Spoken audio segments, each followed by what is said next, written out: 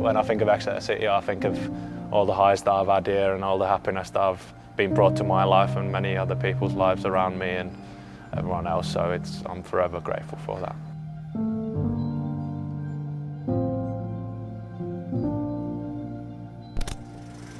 I look at this place, all I think is happiness. It's a football club that I'm forever grateful for, and I'll go back to Villa, and anyone ever asks me anything about this football club, I'll have only good things to say about this. There's not a single bad thing to say about the football club.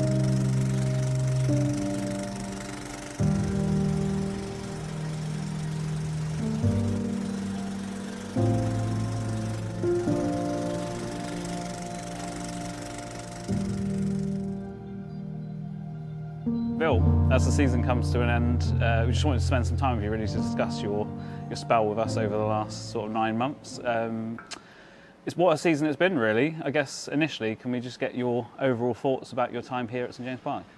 No, it's been the most enjoyable time of my footballing career to date, and it's been a time that I'll always remember and always be grateful for to all the people that have made it possible. It's been a season of up and downs. Started incredibly well. We went on that run that me and many people in the change room have never been on, and come out the better side of it. And now looking to finish the season on a high like we've done for the last 8 games. But yeah, it's been.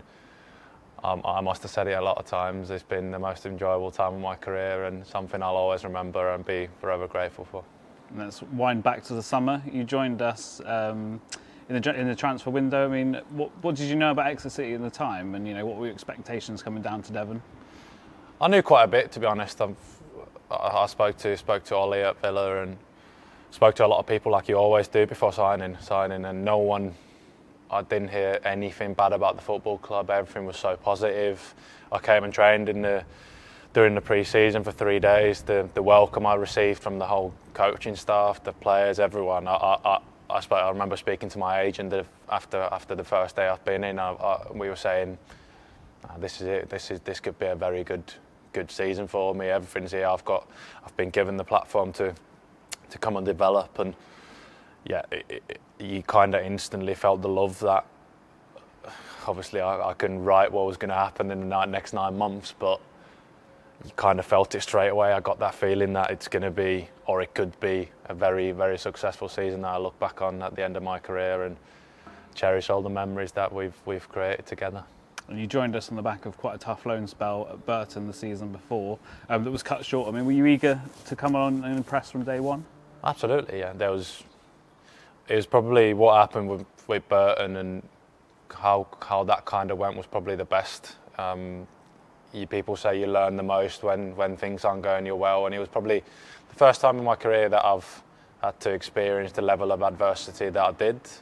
Found myself out the team. When I did get in the team, I probably didn't perform to the level that I set my standards at, and it was difficult. It was the most difficult time in my career, and obviously that loan was cut short, and I was so eager, like you asked. I was so eager to come and impress and show to people that I can play at this level and even higher, because my ambition is to play in the Premier League one day, and whatever way I get there, I need to go through certain steps first. And I was grateful to be given the opportunity, and like I said before, being given a platform to come and develop and play. And even mistakes happen, and they do happen, but you learn from them and you move on. And from day one, I was given that platform to come and develop. But yeah, I was extremely eager to come and impress here.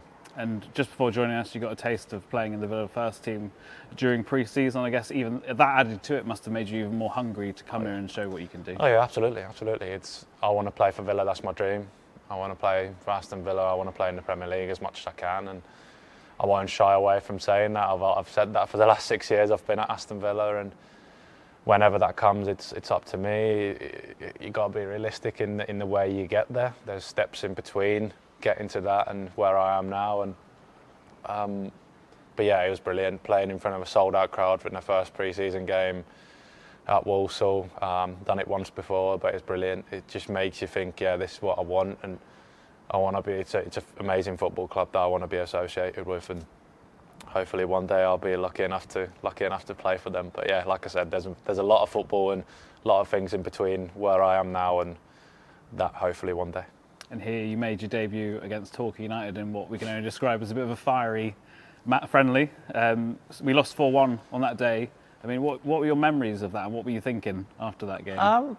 Yeah, difficult one. I trained once before the game. I was obviously getting to know all the lads, and again, it's an experience. It's a pre-season game. I know it's against a local rival. It's never nice to lose in the manner we did. It was difficult conditions, and I probably realised again, right, here we are. We're on loan here, and you're getting to develop and experience different things that you wouldn't normally experience as such. But yeah, it's fiery, and it kind of set the tone a little bit. I was like, yeah, this is it. Come on, let's get it together, and let's try and have a good season. But yeah, it wasn't the best start, but I'm glad it was the first pre-season game. We weren't the least first league game, which was nice, but still had a long time until the season was starting. And after that, the rest of pre-season went pretty straightforward, you'd say. How did you enjoy, getting to know your new teammates and also settle into Dev as well? So you got to experience the whole of what's on offer at this part of the country. No, I've actually never been down here apart from obviously last season with Burton. But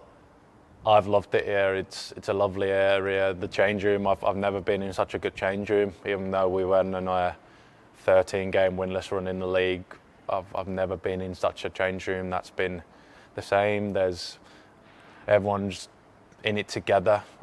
Not even when we were struggling, everyone's buying into everything we're trying to do, and I think it shows now where we are now and what we've done since the turn of the year. But yeah, I've loved it. Honestly, it's been amazing, and like I said to you before, I'll always remember this time of my career and have great memories from it. And August came around quickly. The season started with a bang. 3-0 win at Wycombe, 2-0 up after 4 minutes. I mean, the perfect start, really, wasn't it? Yeah, it was amazing. The way we started that game kind of set the tempo with how them first 10 or so games went. And not going to lie, I was thinking after 7 minutes when Nom's got a penalty, I'm thinking, we're winning the league here.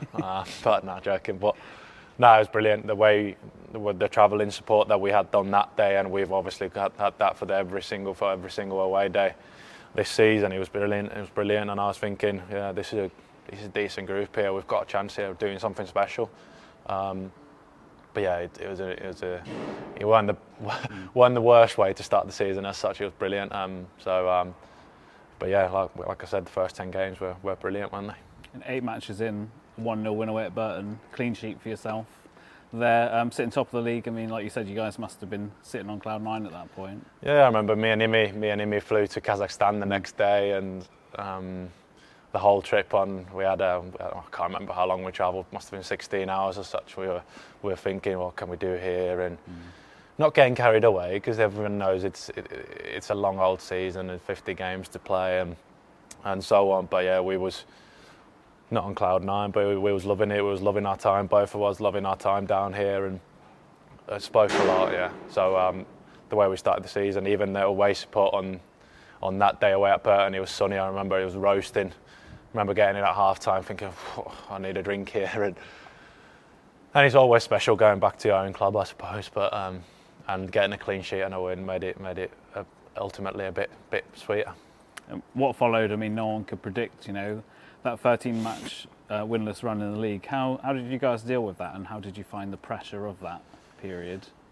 Yeah, it was difficult. I'd never experienced that, and hopefully I'll never have to again. And I'm sure that's the same. I'm speaking for the whole change room there, but it was difficult. But it just felt like things weren't going our way. We would lose at home to Wigan here, having almost battered them the whole game. They had one shot and they got 2 goals, and you'd think, what's going on here? Like, this is not us. And you know how it goes. Football's a mental game, and when you get into the spiral of losing and getting used to losing, it's very difficult to get out of, and you almost kind of need something special to get out of that rut as such. But the boys always stuck together. Like I said, we were fully behind everyone. We were working together, and you can see, like I said, with the run we've gone on since New Year's Day and Boxing Day, I suppose you could say, but it brought us a lot closer. We're a tight-knit group, and I've made so many friends of that group that'll last a lifetime. So that definitely helped helped us get through that tough patch that we had. Sandwiched within that was the fantastic Carabao Cup run as well, beating Premier League side Luton here 1-0, really special occasion under the lights. I mean, would you say that was one of the highlights of the season for you? Absolutely. I'm gonna always remember that. That's gonna be one of my highlights from my career, playing two divisions below the team that you're playing against, the Premier League side, on a night at SJP. Like it felt special. I remember getting in the car after the game. Ryan Trevitt was injured. Getting in the car with him, and we drove around Exeter for a good 20 minutes, just listening to songs and kind of sinking it all in that we'd just done that. And it was brilliant. Honestly, I'd never felt that pleased after a game. It felt special. The fans were special. Everything about it was special. Again, like I said, it'll be a night that I'll always remember and cherish. With the highs can come the lows as well. We can't not mention that tough day up against Bolton, 7-0 defeat on the road. I mean, was that? Would you say that was the toughest day of your career so far?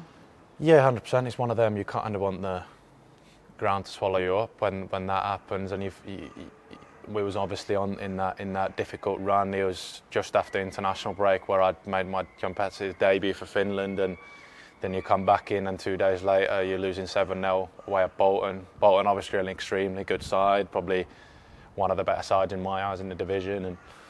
But we weren't at the races that day, and again everything felt like it was going against you, and you're thinking this is the rock bottom, this can't be any worse than this. And we got together and kind of dug deep. And I remember playing 3 days later, we played here against Shrewsbury and got a 0-0 draw, which was important to get a clean sheet after conceding 7. But you felt really guilty to the fans that travelled up to Bolton. It's a long way, and they support us through thick and thin. And it was horrible. It's the worst day of my footballing career, yes, and I'm sure it'll be a lot of people's worst day of their footballing careers in the change room as well. But you learn so much from that. Like I said, from adversity you learn, and hopefully that never ever happens to anyone at the football club and ever again. And then if we skip on a bit to Boxing Day as well, seemed to be heading towards a 1-0 win over Wycombe. Sonny scored a great goal, and then all of a sudden penalties given, I think in the 90 plus minutes. Did you feel you confident you were going to save it? Well, obviously I did. Never a penalty, by the way, was it? But we're not getting into that because I'll get myself fined. But I think we, as a group, we saved that penalty. What we had gone through for the previous, 100 days or something, which is ridiculous when you think of it. How good the change room is, and what caliber players we got in the change room was ridiculous in a way that we went through that run, and it just shows what football is. But yeah, I felt like everyone in the stadium deserved that moment. We did it together. It's obviously, I felt confident doing it. I felt like, right, when the penalty was given, it was never a penalty. That's the first emotion that you get. But then you're thinking, right, Phil, this could be a bit of a moment here. Like this is something that you could possibly remember for the rest of your life. And lucky enough, I've been doing research with Kevin, Macca and Woodsy and Harry Lee. We always do it. Been doing it since day one. We do so much that people don't probably realise, and sometimes it works, sometimes it doesn't. And we decide together as a GK union where we're gonna, if there is a penalty, we decide together where we're gonna go, and that's what we decided. And I'm lucky enough we managed to do it. So yeah, good. What's that moment like as a goalkeeper as well? Because obviously you've got the Wycombe fans behind you, and then this end of the stadium is probably pretty quiet because everyone's kind of nervous that they're going to score. What's that? How do you deal with that? I just you're in the zone, aren't you? You're just thinking, right, Will, this is something that could be special and could be remembered, and just kind of go with the flow. I can't really say what I felt. I just felt, once the penalty was initially saved, I was thinking, right, it's a corner now. Let's get rid of this corner and give it another 2 minutes, and then we celebrate. Because I remember Czech's jumped all over me after I saved it, and I'm thinking, Czech, get up and go and head it. But yeah, I was kind of speechless. I've never felt that in my career again. When I remember Czech pushing me towards the big bank, and I'm thinking, wow, what's this like? in a way, I've come a long way from where I've come and where I've grew up to even have that, and hopefully I can have more moments like that in the future. But yeah, it weren't bad. The first thing that is going through my head is, oh no, here we go again, because we've been on that run that we went on. But then I've had, I think, Alex Hartridge in my ear asking Vil, what side are you going to dive so he can be on the rebounds, which he ends up being on the rebound. I think he clears it out for a corner. Was it Reese? I can't remember. But one of them came to me before the penalty, thinking, Vil, which side are you diving? Yeah, the penalty gets given. I end up diving the way that we decided with Kevin, Sean, and lucky enough I saved the penalty, and then Czech jumps all over me. So it was madness. Obviously there was a corner straight after it, so I tried to kind of organise us to defend that corner, because it would have been a bit anticlimactic if they then went on to score from the corner. So yeah, that's what happened. It's probably the moment of my career so far, and I remember that. You know, he'd never missed a penalty, the boy. He had. I remember watching him. Me and Kev were like, decent penalty taker. 15 penalties in his career, never missed. So we're trying to kind of. He'd gone the other way last time, so we're thinking he's changing, I reckon. And he's a lefty. It's a bit of a rule that lefties go left. One of my goalkeeper coaches before, Neil Cutler, said that actually. So I just thought, yeah, I've had that gut feeling that he's going to change and go left, and we decided together on that. And yeah, looks tiny, the goal on it. Yeah. No, it looks massive. But it's yeah, it's close enough. You shouldn't really miss a pen, should you? Like, look at you, 12 yards out. Look at the size of that goal.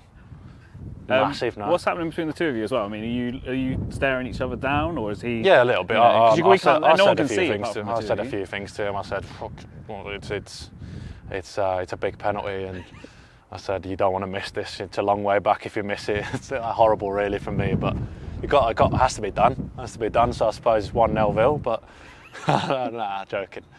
But no, it's part and parcel of it. It's kind of what you have to do as a goalkeeper. I mean, if you're learning off someone, it wouldn't be half bad learning off Emi Martinez, but I probably won't go to that level. But yeah, it's just happy I saved it, I suppose. You saved a couple while you're here as well, because obviously you saved that one at Blackpool, I think, as well, wasn't Yeah, saved that one. I did give away that one myself. So I made up for it, though. Yeah, I suppose. Did save the one at Charlton as well, which they scored from the rebound, and then the only penalty I've managed to save in front of the big bank against Stevenage. Yes. That was nice.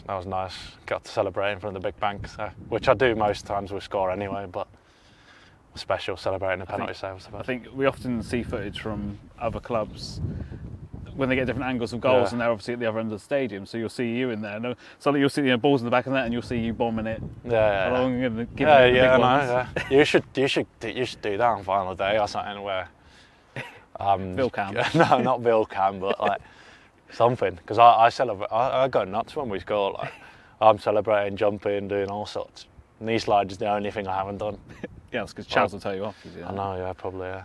The celebrations felt like a mixture of like pure elation and relief to get that kind of off your back as well. Would you say that moment was sort of a turning point for the season? I don't know. I'll leave that up to you. I'm not going to say that myself. In a way, it probably was. In a way, it was. But we showed, like I said to you, we did it together. It weren't me saving the penalty. It was us together saving that penalty. The way we performed on that day, the way the fans were on that day, we did it together, and we deserved it. We definitely deserved it. But yeah, some might say it's a turning point. Well, it could be, but I'll let you decide that one. But yeah, I'm not going to say whether it was or not. And the results really seemed to pick up following that win away at Bristol Rovers in the new year. I mean, those conditions were horrendous to play in, weren't they? Yeah, disgraceful, really. Like, I've never played in again. Like, it's part of coming on loan. I've never played in conditions like that. I've never experienced.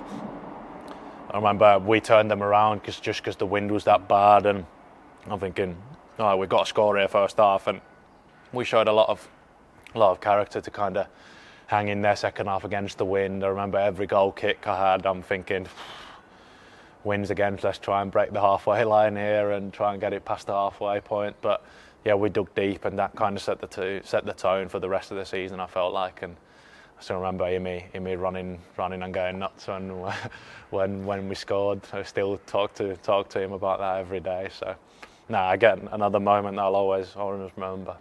I think the team always had that sort of like, from the fans and that talk of us being in a relegation battle.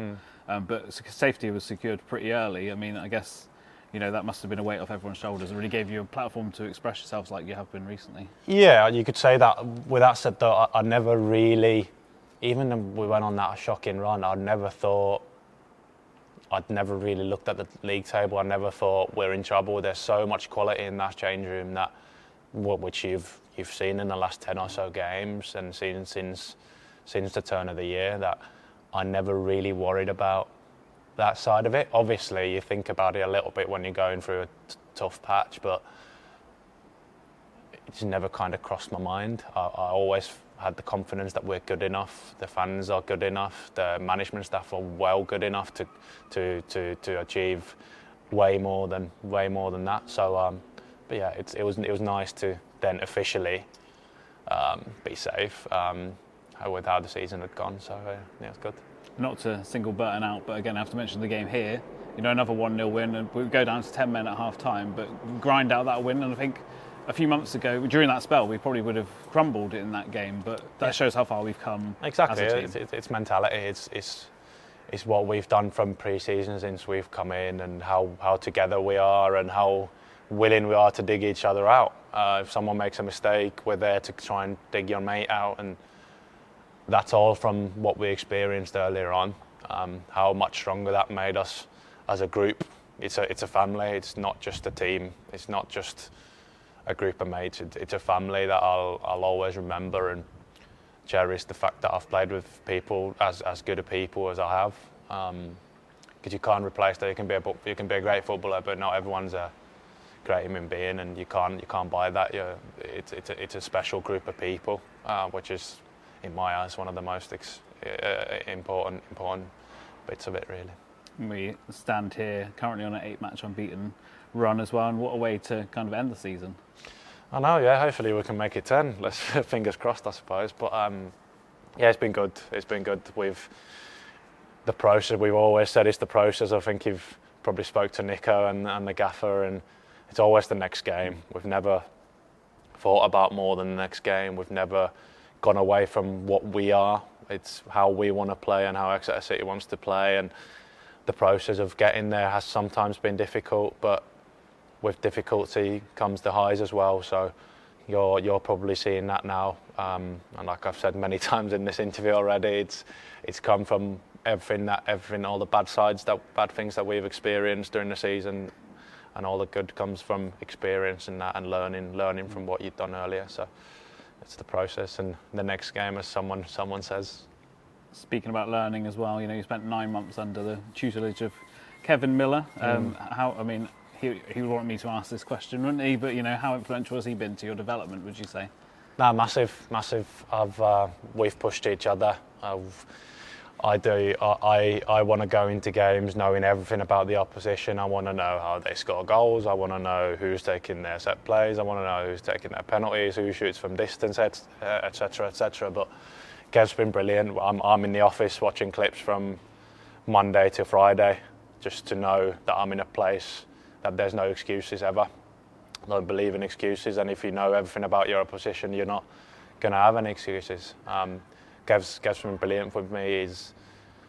How he's kind of installed confidence in me after, especially having the tough year last year.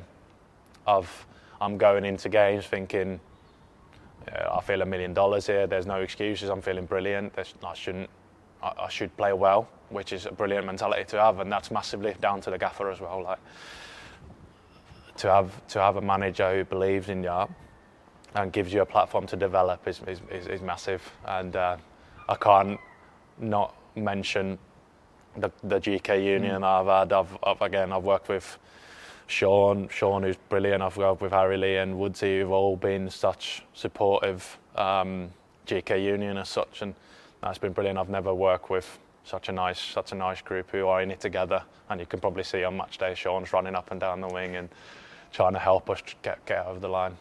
Unfortunately, you had to be stuck in a lift with Sean as well. I know. That must Yeah, have been one of the I lows was- of the season. You know what? I was disappointed by the fact that I actually mentioned Sean, because Sean's a lovely man. I wouldn't mind being stuck in a lift with him. At least he wouldn't run out of things to say. But Sean's been brilliant. He's a quality goalkeeper, but more importantly, like, he's a brilliant human being, and hopefully he stays there. And you'll probably get to see him a lot more.